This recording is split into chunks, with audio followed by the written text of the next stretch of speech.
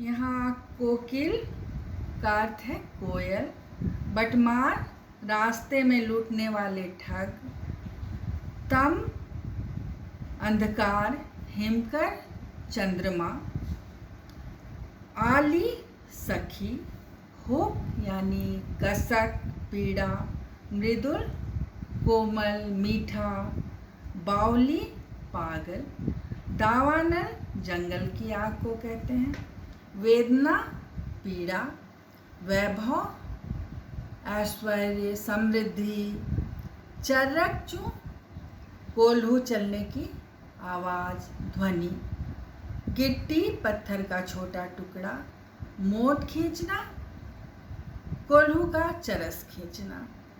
यहाँ इन पंक्तियों में कवि आधी रात को कोयल के कूकने पर आश्चर्य व्यक्त करता है, क्योंकि उसे यह महसूस होता है कि आधी रात को कोयल का कूकना कभी भी सामान्य परिस्थिति में संभव नहीं है। इसमें तत्कालीन भारत की राजनीतिक एवं सामाजिक स्थितियों की भी चर्चा की गई है। कैदी और कोकिला बड़ी ही प्रसिद्ध कविता है। माखनलाल चतुर्वेदी की अंग्रेजी शासन की क्रूरता एवं जेलों की दुर्दशा का वर्णन करती यह कविता है। आधी रात में पहले भी मैंने बताया कि कोयल का कूकना कवि को उद्वेलित कर गया, व्यथित कर गया। उनका मन जिज्ञासाओं और प्रश्नों से भर उठा। उन्हें जेल के दुर्दांत वातावरण का स्मरण हो आया, जहाँ वह चोरों, डाकुओं और बटमारों के संग भूखा रहने को विवश थे। ऐसे में कवि कोयल से पूछते हैं कि कारावास की ऊंची ऊंची दीवारों में मैं यहाँ बंदी जीवन व्यतीत कर रहा हूँ। यहाँ पेट भर खाना भी नहीं मिलता। व्यक्ति न सो सकता है, न जग सकता है, न मर सकता है। केवल तड़पना ही उसके जीवन की नियति बन गई है। जीवन पर शासन का नियंत्रण है।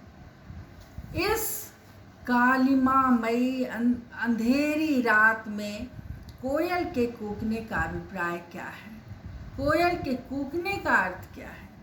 क्या वह इस कारागृह में अपनी मधुरता बरसाने आई है, या फिर उसने कवि की यातनाओं को देख लिया है, इसलिए उसकी चीख निकल गई है?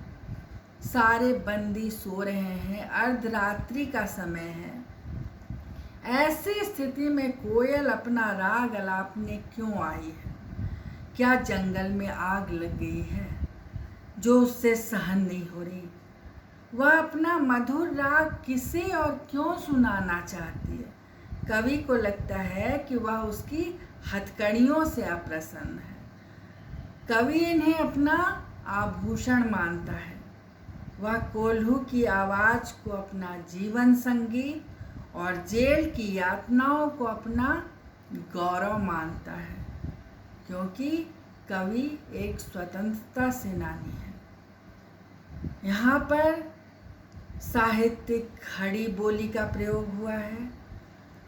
भाषा चित्रात्मक है, बड़ी ही सरल एवं प्रवाहपूर्ण है।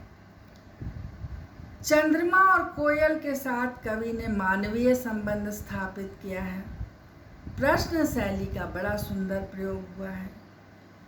अकड़ का कुआं और विद्रोह बीज में रूपक अलंकार का सुंदर प्रयोग। यहाँ पर जेल की कठिनाइयों का बड़ा ही सजीव, कारुणिक और यथार्थ चित्रण दिखलाई देता है। कारावास के नारकीय जीवन को देख कोयल का करुणा से भर जाने का चित्रण मार्मिक एवं प्रभावपूर्ण है, कह सकते हैं। ब्रिटिश सरकार द्वारा भारतीयों पर किए गए अत्याचारों का प्रभावशाली वर्णन हुआ है। क्रांतिकारियों द्वारा झेली गई अमानवीय यातनाओं का सजीव चित्रण है। ये जो पंक्तियां हैं वो भारतवासियों में देशभक्ति की भावना को उत्पन्न करने में पूरी तरह से सक्षम है ना। देश प्रेम की भावना जगाने में, जागृत करने